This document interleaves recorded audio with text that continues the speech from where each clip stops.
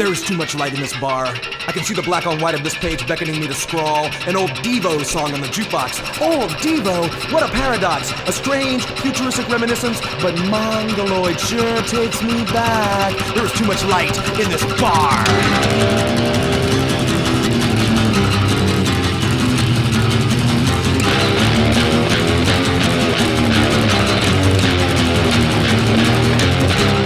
Cigarette, pale and dramatic, lipstick, thick pout. The waft of smoke sticks needles in my memory. I used to smoke to be cool in 7th grade when a girl named Amy wore lace up the front and back, hip hugger bell bottoms, and a crocheted halter. Me trying desperately to hide my walking down the hall out of control puberty boner with a math book. And now a woman walks by with the exact same outfit on, looking so ever so retro, thrift store hip. There is too much light in this bar.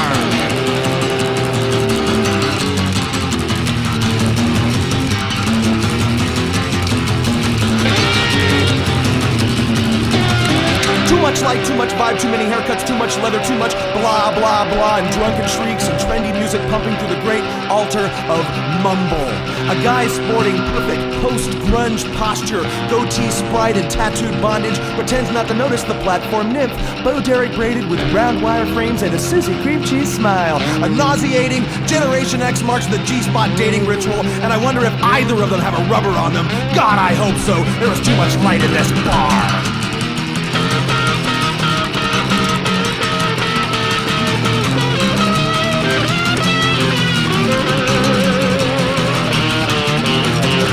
I start thinking about this whole Generation X thing. X, the unknown, the lost generation slipped through the cracks, and I wonder if any of us Xers know that Generation X was the name of Billy Idol's first band. And the trendy book of the same name came out much later. And although their first album was pretty good punk rock, I have this recurring nightmare that Billy Idol will be playing Vegas in about 20 years, weighing 350 pounds in a black leather-studded jumpsuit, his Captain Picard hairline moosed into some gray crown of thorns, bellowing a geriatric mating call. It's a nasty for a white wedding.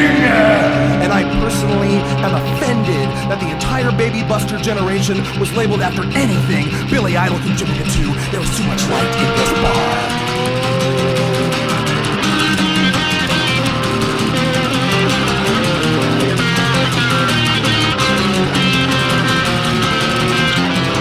Cut through the attitude with a syringe, and I'm just about to start screaming at the top of my lungs, "Hey, let's all wear fake paratrooper boots and dress as far down as we possibly can, and see who can be the most smolderingly pissy." And even though we all share the same epidemic boredom and apathy, we still have the gumption to call ourselves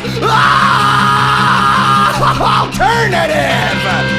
When suddenly, Dicko Suave, guitar player for the Rockbusters and a serious, hardcore motherfucker from way back, swaggers into the room like a gunfighter with too many bullets, and as the jukebox pauses between songs, he screams, "I'm here to do heroin and fuck, and I'm all out of heroin." He picks the closest, most pretentious person, who is me, sitting, writing in my sketchbook, grabs me off my bar stool and begins to hump furiously at my leg.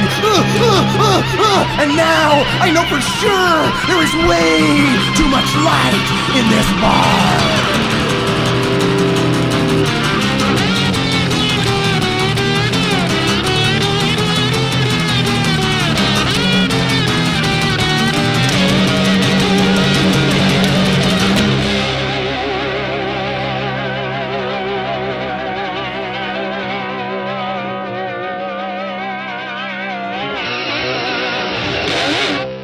Hey.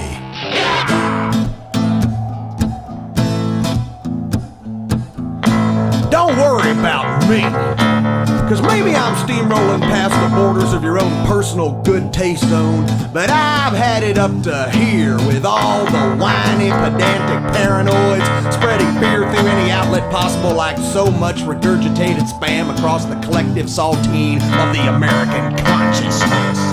Media? Forget it. Don't expect gonna hear the unbiased truth anywhere.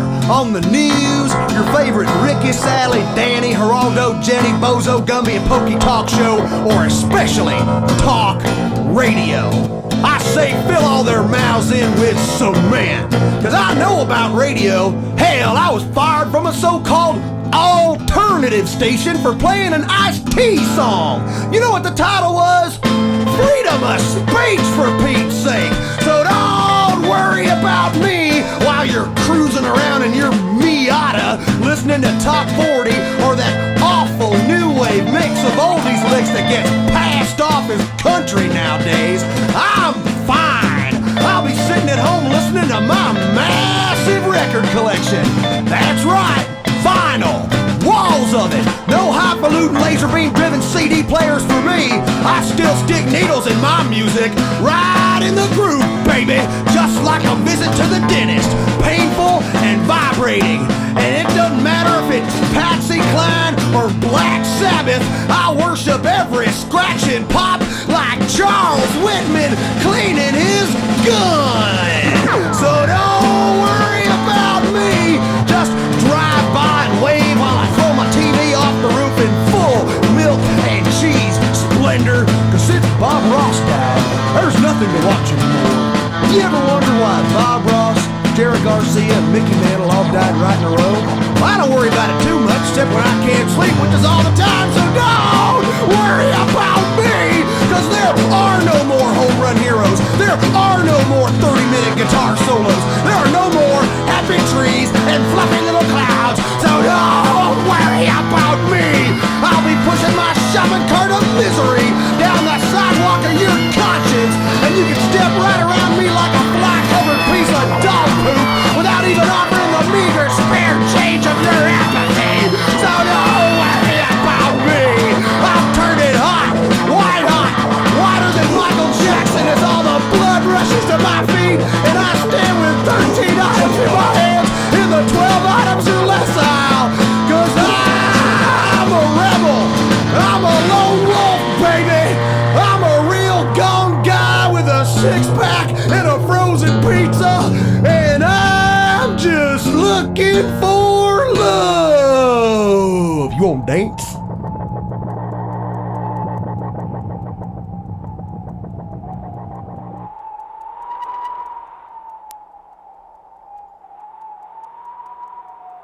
You wanna know why? Because I'm...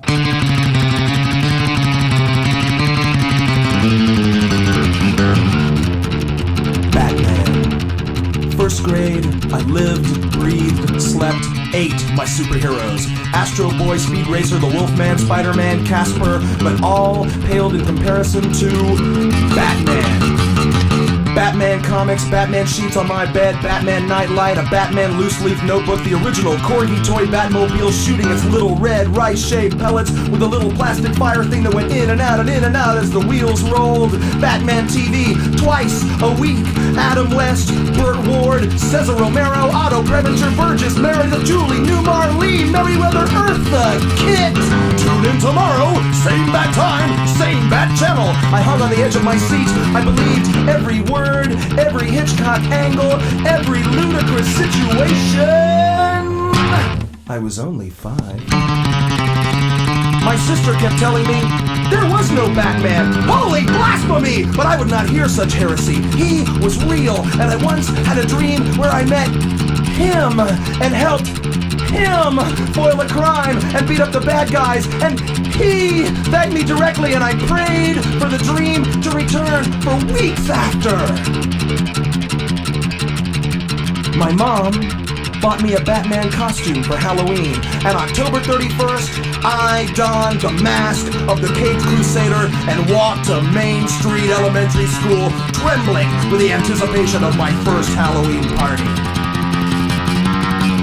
In the schoolyard that morning, a 5th grader strode up, towering over me. He said, "Hey, Batman, let's see how tough you are," and punched me. Boof, oof, pow, socko, bam, squarely in my unsuspecting 5-year-old stomach. And as I lay on the ground, holding my gut, trying not to cry, unable to breathe, another 5th grader came up to